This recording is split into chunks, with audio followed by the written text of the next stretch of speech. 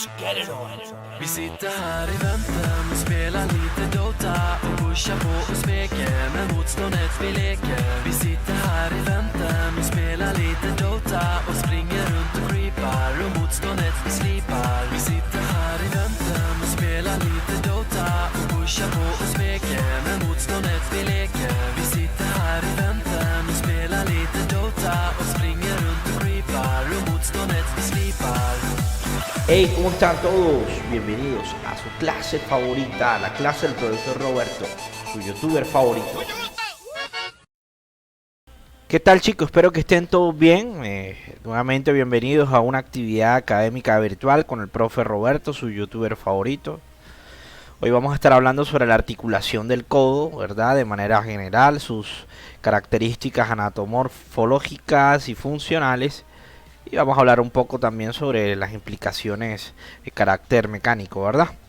La articulación del codo, desde el punto de vista funcional, es muy importante debido a que es necesaria para cualquier tipo de actividad, aproximación a nuestro cuerpo, y que el carácter, digamos que repercusiones hacia lo que es la funcionalidad de un individuo son básicamente necesarias, ¿verdad? La articulación del codo tiene unas particularidades mecánicas bastante sencillas de entender, que digamos que a nivel de complejidad de biomecánica no es tan grande como el complejo articular del hombro, pero hace parte del mismo conjunto de estructuras que generan de una u otra manera las posibilidades de mover nuestros segmentos superiores, nuestros miembros superiores, como actualmente tenemos la posibilidad, ¿verdad? Es una característica evolutiva que nos ha permitido a nosotros, los Homo sapiens sapiens, tener habilidades de carácter funcional tan importantes, ¿verdad? Tanto con la extremidad superior completa, incluyendo lo que es la mano y todo lo que es la prensión de la mano, y también lo que tiene que ver obviamente con el sentido estricto de la evolución de nuestra columna vertebral y el posicionamiento de nuestro tronco en el espacio.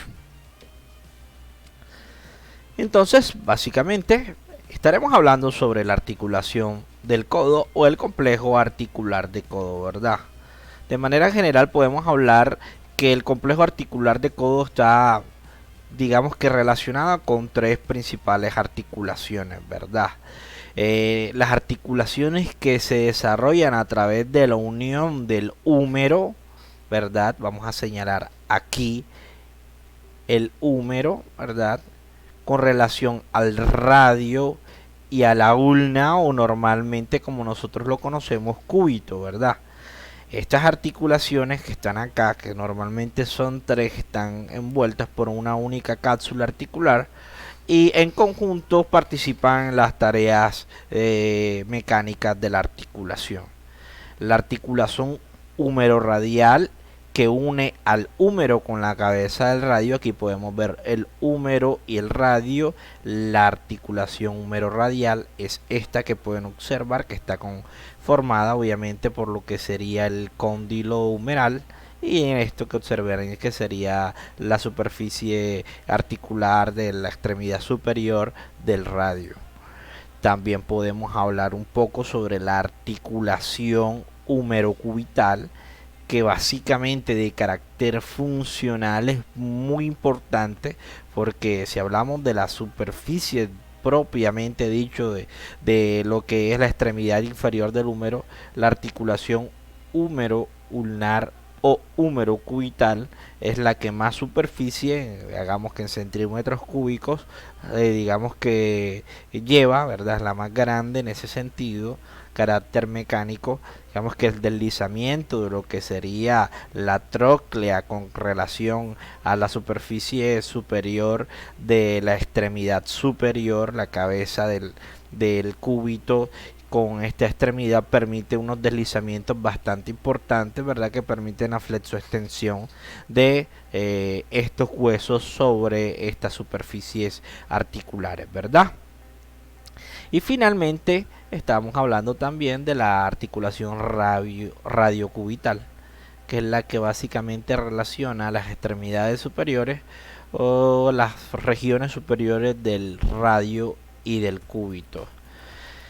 Todas estas estructuras básicamente juegan en conjunto en los movimientos de flexoextensión producidos por los músculos que actúan sobre estas articulaciones y que normalmente tiene un carácter bastante, digamos que limitado a la amplitud.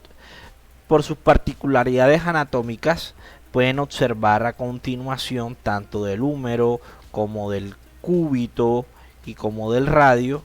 Digamos que tiene, digamos que a nivel morfológico unos limitantes bastante importantes que de una u otra manera restringen la movilidad de esta articulación y que evolutivamente ha sido diseñada para cumplir dichas tareas, para mantener una estabilidad hacia lo que es la aproximación al cuerpo, ¿verdad?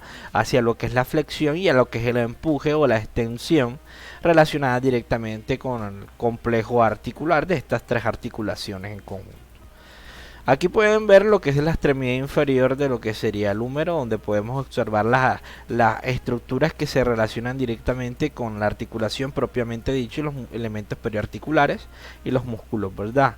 Podemos ver de una u otra manera el cóndilo humeral, el epicóndilo, donde digamos que sobresale una protuberancia ósea inmediatamente lateral y en la cara externa de lo que es el húmero en su extremidad inferior, la tróclea y la epitróclea, donde normalmente podemos observar que es una prolongación, una protuberancia ósea también que está inmediatamente, ¿verdad?, en la cara medial de lo que es la extremidad inferior del húmero.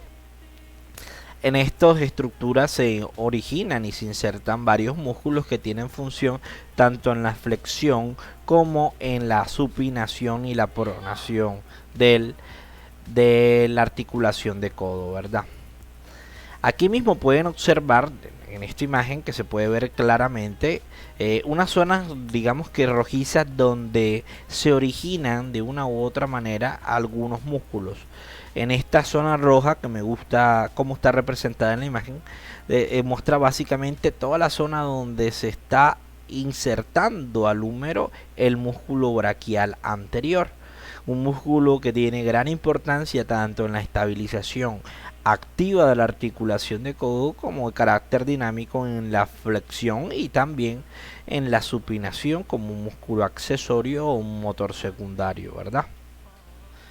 En la cara posterior podemos observar algunas de las estructuras con mucha importancia a nivel, digamos, de la estructura y función de la articulación de codo. Principalmente me gustaría destacar, ¿verdad?, en este instante lo que es la fosa olecraniana, ¿verdad? Básicamente en esta zona es una especie de agujero que está entre lo que sería la epitróclea y el epicóndilo, ¿verdad? En este caso, si ustedes observan, esto es una imagen posterior de un húmero derecho y pueden observar ustedes, ¿verdad?, de que en la fosa olecraniana básicamente está la disposición, digamos, anatómica para que se relacione directamente con una estructura de que le da amplitud a lo que es la superficie articular de el cúbito y que de una u otra manera influye directamente en la restricción y la limitación de los movimientos de la articulación del codo.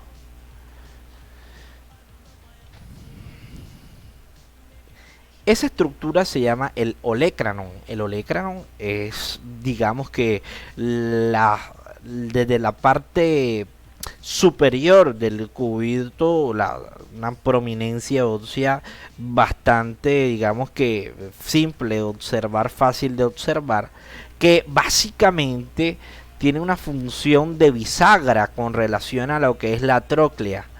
O sea, de que esta superficie articular del cúbito cumple una función de bisagra en un solo plano y un eje de movimiento que permite el deslizamiento de este hueso sobre lo que es la superficie articular de la extremidad inferior del húmero, permitiendo obviamente lo que sería tanto la flexión como la extensión, limitando principalmente el movimiento de extensión, debido a que el olecranon, cuando se asocia a su fosa, normalmente restringe la extensión del codo más allá de los arcos fisiológicamente permitidos.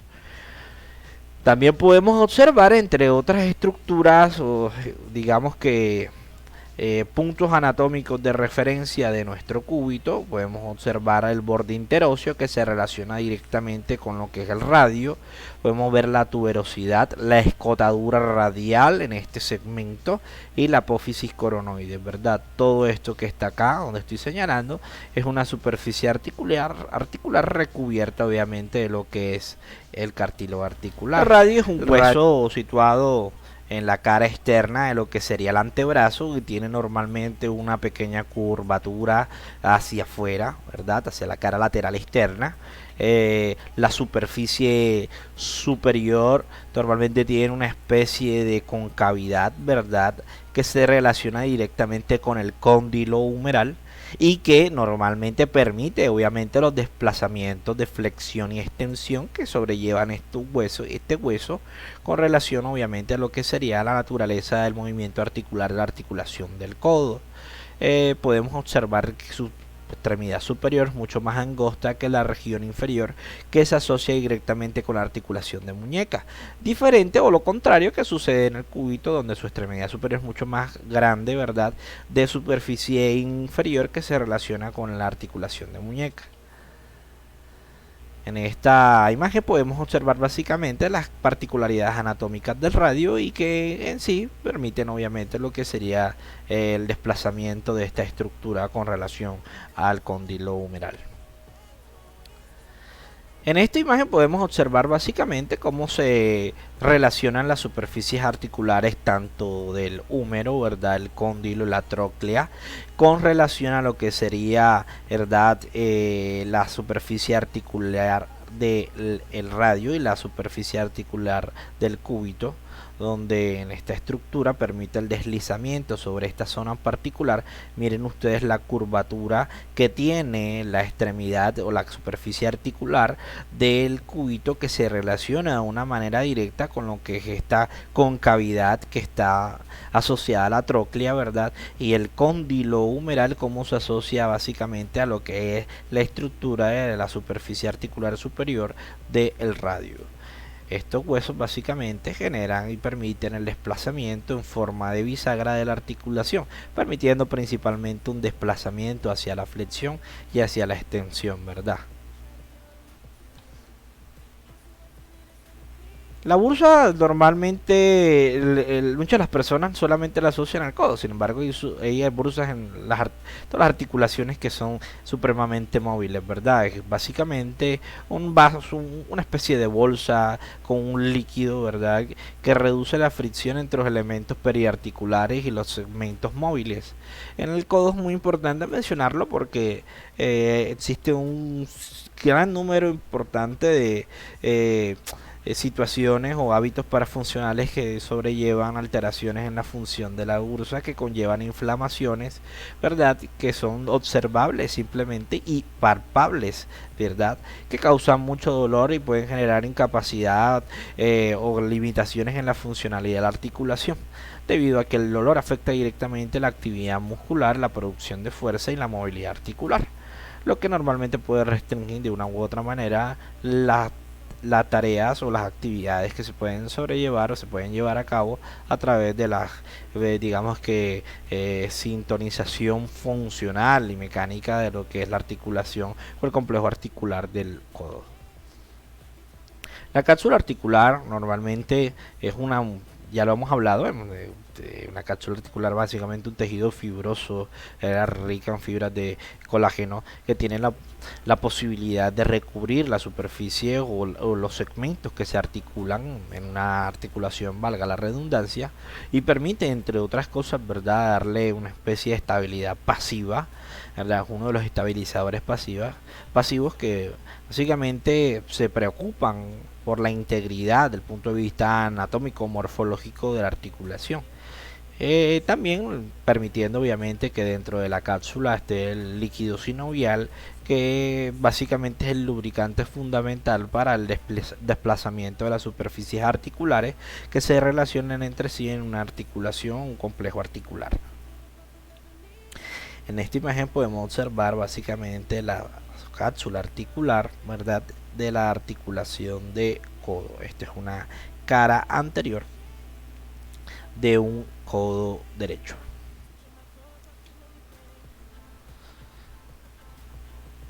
Entender la disposición de los ligamentos del codo es bastante simple en la perspectiva funcional, porque podemos básicamente entender de que la disposición de los diferentes ligamentos permiten básicamente el mantener estable la unión entre los tres huesos y sus articulaciones, ¿verdad? Es decir, de que los ligamentos, como en todas las articulaciones, cumplen esa tarea de estabilización pasiva y que en condiciones normales restringen los movimientos excesivos que puedan llevar las superficies articulares. Este caso no es la excepción, y los ligamentos de la articulación o complejo articular de codo tienen básicamente esa tarea, ¿verdad?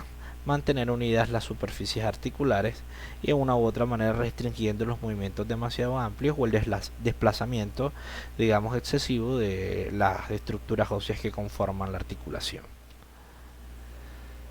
Inicialmente vamos a analizar un poco dónde están ubicados los ligamentos colaterales cubitales, ¿verdad? O el ligamento colateral medial cubital, que normalmente está compuesto por tres haces: un haz anterior, ¿verdad?, un haz posterior y un haz transverso. El anterior es normalmente el más fuerte de todos, que permite, obviamente, si ustedes observan la separación de la articulación con relación a lo que es principalmente el cúbito con relación al húmero, ¿verdad? El haz posterior, ¿verdad?, no es tan fuerte como el anterior, pero permite y evita ese dislocamiento o esa separación de lo que sería, en este caso, la región lateral medial, ¿verdad?, de lo que es la superficie articular del complejo articular de codos, particularmente lo que se relaciona con la unión del cúbito, ¿verdad?, y el húmero, evitando obviamente que se puedan separar estas carillas articulares. Y el ligamento transverso, de una u otra manera, soporta los mismos ligamentos que hacen parte de este complejo de ligamentos, de tres ligamentos, ¿verdad?, y genera una tensión que posiciona y ubica y permite estabilidad de todo el complejo articular y de la cápsula articular. El ligamento colateral radial o el ligamento colateral lateral radial normalmente hace referencia a este haz que pueden observar ustedes, que digamos que tiene la función básicamente de estabilizar o permitir esa estabilidad entre lo que es el radio y la articulación, ¿verdad?, húmero radial, en el sentido de evitar el desplazamiento anterior del radio o la separación excesiva del radio. Aquí mismo podemos analizar de que, si bien se describen tres haces, normalmente podemos observar dos haces que de una u otra manera están permitiendo, están garantizando la unión de este hueso con este otro hueso. O sea que básicamente este ligamento viene arraigado en esta superficie, ya que pueden observarlo, evitará el desplazamiento anterior en este sentido, ¿verdad? Perdón, en este sentido,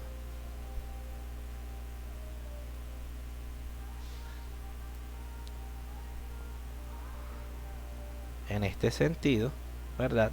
Y mantendrá estas superficies que están acá bien unidas, evitando de que puedan generar este desplazamiento hacia acá o este desplazamiento hacia acá, generando básicamente lo que sería una descontinuidad de las estructuras que conforman esta articulación. El ligamento lateral o colateral, mira, ligamento lateral colateral cubital. El ligamento lateral colateral cubital básicamente se ubica ustedes lo pueden observar desde una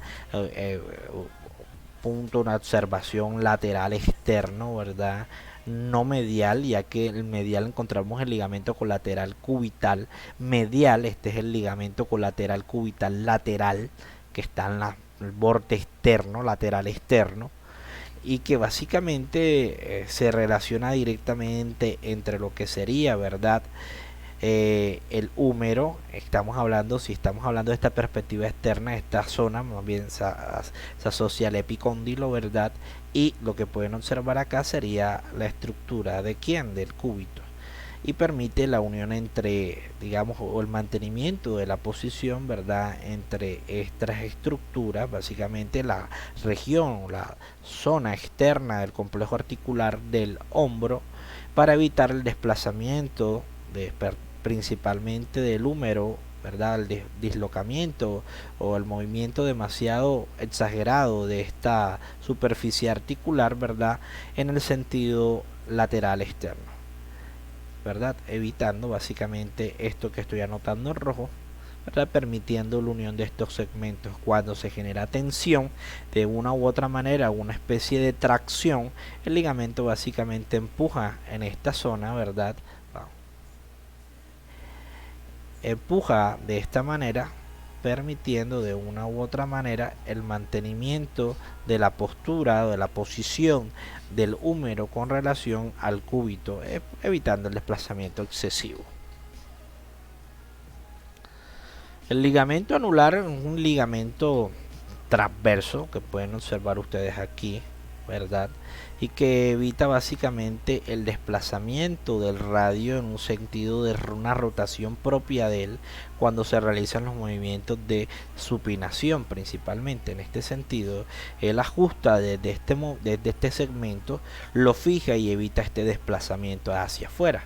Básicamente lo que hace es unir en este sentido lo que es el radio con relación al cúbito, evitando este desplazamiento que puede generar un desacoplamiento entre la articulación radiocubital. Aquí podemos observar la función del ligamento anular. Si ven ustedes la imagen, este básicamente es el desplazamiento que se genera hacia afuera y el ligamento anular genera una tensión hacia adentro. Aquí podemos observar los ligamentos colaterales, ¿verdad?, mediales, que normalmente son las anteriores, las posteriores y el transverso, y también podemos observar el ligamento anular, ¿verdad? En este sentido, aquí en esta imagen, estos GIF animados, podemos observar el anular, ¿verdad? ¿Dónde está el anular? El anular, que está en esta imagen, el lateral, el colateral medial, haz anterior, haz posterior y el transverso, ¿verdad? Aquí podemos observar también de una u otra manera cómo se relacionan en la supinación, ¿verdad?, las superficies articulares, ¿verdad?, cóndilo, tróclea, ¿verdad?, y cómo se relacionan respectivamente con el cúbito y el radio. Los movimientos de codo. En esta imagen básicamente podemos observar la mecánica de la articulación de codo con relación al movimiento de flexión, ¿verdad?, y de extensión. Entonces pueden observar que la mayor parte del movimiento observable en esta imagen se da gracias a ese vínculo entre lo que sería el cúbito, ¿verdad?, el olecranon con su fosa y toda la superficie articular que está en la extremidad inferior del húmero, permitiendo este desplazamiento en forma de bisagra que permite la flexión y su retroceso, la extensión. Asimismo pueden observar cómo se comportan los ligamentos, permitiendo la estabilidad del movimiento, ¿verdad?, y limitando la amplitud del mismo. Aquí mismo también en esta zona, al final del GIF animado, podemos ver cómo se posiciona lo que sería, ¿verdad?, la superficie articular del radio con relación a lo que sería el cóndilo humeral. En este sentido, básicamente este desplazamiento unidireccional permite los movimientos propios de la articulación del codo. El movimiento de flexión de la articulación de codo es, digamos, un movimiento fácil de entender, en el sentido de que la naturaleza del movimiento es que los músculos que generan la actividad se acortan para aproximar lo que sería los segmentos distales, radio y cúbito, hacia lo que es la ubicación, ¿verdad?, del húmero. Es básicamente tratar de ubicar los dos segmentos de manera paralela. La amplitud del movimiento va desde una extensión completa o 0 grados a una flexión de 150 grados, ¿verdad?, que puede variar por muchos factores, ¿verdad? Sin embargo, esto sería lo que un sujeto aparentemente sano, sin una limitación en la movilidad, podría generar. Se origina la cabeza corta, ¿verdad? Que es la que es más externa en la apófisis coracoides, y la cabeza larga en el tubérculo supraglenoideo, ¿verdad? En este sentido. La inserción es básicamente en la tuberosidad radial, que normalmente ustedes la pueden asociar en el tercio proximal cerca a la extremidad y a la cápsula articular del complejo articular, ¿verdad? Es inervado por el nervio musculocutáneo y normalmente permite de una u otra manera este movimiento que puede observar en la imagen animada. Otro músculo con función de flexión es el braquial anterior, un músculo que normalmente se ubica, ¿verdad?, el tercio medial y el tercio distal de lo que es el cuerpo del húmero. Se origina precisamente en estas dos zonas, ¿verdad?, y se inserta en la apófisis coronoide del cúbito. Es inervado por el nervio musculocutáneo y se activa principalmente cuando tenemos nuestra posición de nuestro antebrazo en una posición neutral. El supinador largo es otro de los músculos que generan flexión del codo, ¿verdad? Se origina en la cresta supracondilia del húmero y se inserta en una zona muy próxima a lo que es la apófisis estiloidal del radio, ¿verdad?